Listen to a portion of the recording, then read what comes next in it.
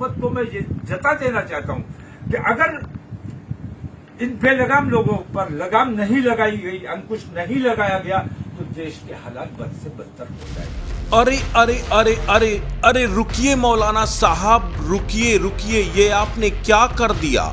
लगता है बड़बोलेपन के चक्कर में मौलाना तौकीर रजा बहुत बड़ी गलती कर गए। मौलाना साहब भूल गए आजम खान साहब से लेकर सहजुल इस्लाम तक का हस्र, मुख्तार अंसारी से लेकर अतीक अहमद तक का हस्र। अगर भूले न होते तो शायद ऐसी गलती कभी न करते। ऐसी भाषा का इस्तेमाल करने से पहले 100 बार सोचते। अब उन्हें योगी आदित्यनाथ के खौफ से कौन बचाएगा? कौन बचाएगा उस बुलडोजर से जिसके खौफ में मौलाना तौकीर रजा हत्थे से उखड़े हुए हैं? पहले जरा सुनिए क्या जहर उगला है इत्तेहाद मिल्लत काउंसिल यानी IMC के नेता मौलाना तौकीर रजा ने। कैसे मौलाना साहब खुलेआम देश में महाभारत होने की धमकी दे रहे हैं, देश को एक और बंटवारे का डर दिखा रहे हैं। जरा पूरा बयान सुनिए। हुकूमत को मैं ये जता देना चाहता हूं कि अगर इन बेलगाम लोगों पर लगाम नहीं लगाई गई, अंकुश नहीं लगाया गया, तो देश के हालात बद से बदतर हो जाएंगे। इसलिए हुकूमत से मेरी सबसे पहले अपील है कि इन तमाम चीजों पे अंकुश लगाएं, सख्त कार्रवाई करें। एक तरफा कार्रवाई अगर की जाएगी तो आंदोलन होगा, और ऐसा आंदोलन होगा जिसका जवाब हुकूमत के पास नहीं होगा। मैं अपने उत्तर प्रदेश का, अपने शहर का माहौल अच्छा रखना चाहता हूं। मुझे यकीन है उत्तर प्रदेश में हालात दुरुस्त रहेंगे, लेकिन पूरे मुल्क में जिस किस्म के हालात हैं, उत्तर प्रदेश पर भी उसके असरात मुरतब हो रहे हैं और उसके असरात नजर आना शुरू हो गए हैं। कई जगहों पर मैंने बरेली में भी ये बात देखी है कि ऐन नमाज के वक्त लाउड स्पीकर बजाया जाता है। आप हनुमान चालीसा का जाप खुद कीजिए, चिप लगा दी और अपने काम में मसरूफ हो गए। ये तरीका ठीक नहीं है। तो अगर छेड़छाड़ करना चाहते हो, हमारे साथ रहना नहीं चाहते, हमारे साथ कारोबार नहीं करना चाहते, तो तुम्हारी हुकूमत है, तुम्हारी पुलिस है, तुम्हारी मिलिट्री है। अपनी हुकूमत से मांग करो कि हमें कहीं समंदर में गर्क कर दें, हमें बताएं हम कहां चले जाएं।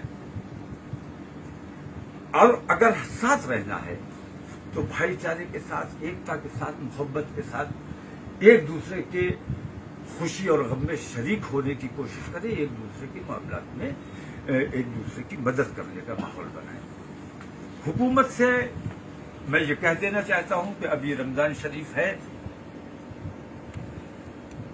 मेरी तमाम दानिश्वरों से, हिंदू और मुस्लिम तमाम जो बुद्धिजीवी हैं, जो अपने देश के बारे में सोचते हैं और देश की एकता और भाईचारे के बारे में सोचते हैं और देश से प्यार करते हैं, ऐसे लोगों से मैं मुसलसल राब्ते में हूं। और ईद के बाद इंशाअल्लाह हमारी मीटिंग फाइनल होने वाली है।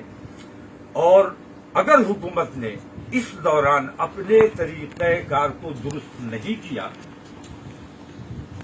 एक तरफा कार्रवाई का अमल जारी रखा और तासुब और नफरत, सबका विकास और सबका साथ कहने भर की बात है, वरना सच्ची बात यह है कि ये एक नारा भर है, असल में इस पर अमल नहीं हो रहा है। इसलिए मैं हुकूमत से मांग ये करता हूं कि अभी 10 दिन हैं, इन 10 दिनों में अपना तरीक़ाकार दुरुस्त कर ले। अब कोई मौलाना साहब को बताए कि अगर महाभारत होगी तो कृष्ण भी होंगे, उनका सुदर्शन चक्र भी होगा, और उस चक्र के कहर से मौलाना साहब को कौन बचाएगा? बयानवीर बनकर योगी की शान में गुस्ताखी करने की हिमाकत कभी आजम खान ने भी की थी।